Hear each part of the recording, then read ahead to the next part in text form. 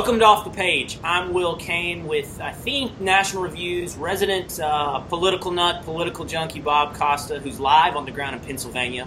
But we're going to fly about, 500 miles to the west right now and talk about the Arkansas Democratic primary. So, Bob, Lieutenant Governor Bill Halter forces a runoff with incumbent Senator Blanche Lincoln in Arkansas, right?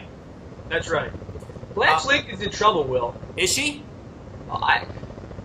She sent out a funny email last night from her campaign saying, oh, what an exciting night this was. Because, of course, she didn't get the 50% she needed to avoid a June 8th runoff over in Arkansas. Always excited when you don't win. So what happens? We have 3 weeks from now, there's a runoff between exclusively these two candidates to take the Democratic primary? That's right. And they didn't reach the 50% threshold over in Arkansas, so you're going to still have Halter versus Lincoln on June 8th. And Lincoln, she's really being tied to what's happening in Washington on the general election perspective. She's going to be running against, if she wins, John Boozman, who won last night's GOP primary in Arkansas. But in Arkansas, you're seeing what's kind of happening in Pennsylvania. Someone like Costa, Bill Halter, the lieutenant governor, runs to the left of the incumbent senator, and they're really pressuring them from the progressive side of the Democratic Party. I want to ask you about that, Bob. I think there's way too much being made of anti-incumbency theme going on in these elections. I think there's something more within the voters that is going on. And in the Republican Party, we can look at Kentucky and see that perhaps there's an ideological shift taking place in what voters want to see from Republicans. But I think we shouldn't discount that same possibility taking place among Democrats. When we look at Sestak versus Specter, there's a lot of things going on there.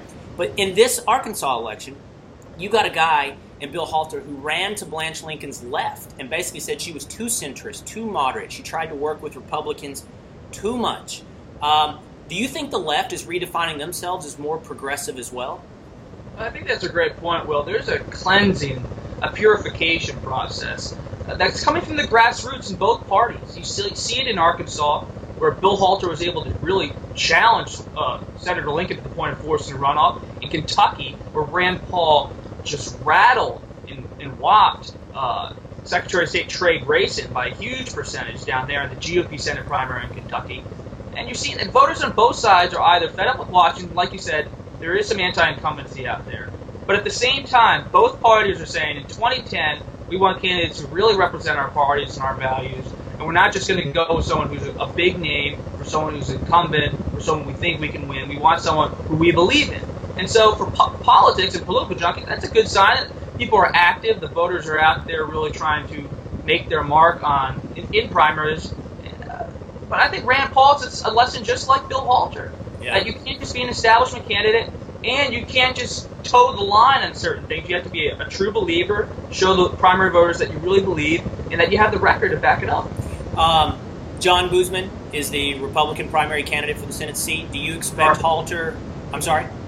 In Arkansas, right. I'm sorry, in Arkansas. Do you expect Halter or Lincoln to have any more or less success versus Boozman than the other? I think Boozman's in a great position. I think Boozman would rather probably run against Blanche Lincoln, who is so closely tied with so many of Harry Reid's bad bills in Washington. That's an easier campaign to run. You can say Lincoln has waffled and wavered throughout the past year, the first year of the Obama administration, and that's easy to do if you're John Boozman compared to running against Bill Halter, who's a local guy. He's a lieutenant governor in a small state. He's personally appealing. He's a fresh voice. It's kind of like the Toomey problem in Pennsylvania. You want to run against Specter because he has a massive record to run against, just like Boozman wants to run against Lincoln. You don't want to always run against a fresh voice who's dynamic. But at the same time, the anti-incumbency thing is so bad.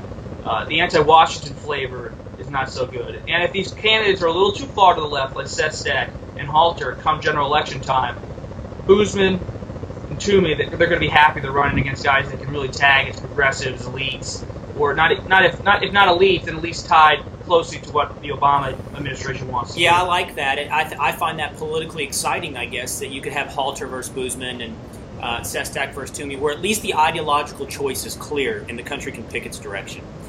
Listen, you guys can find Bob on nationalreview.com. Follow me on Twitter at Will Cain. Thanks a lot, Bob. Thanks, Will.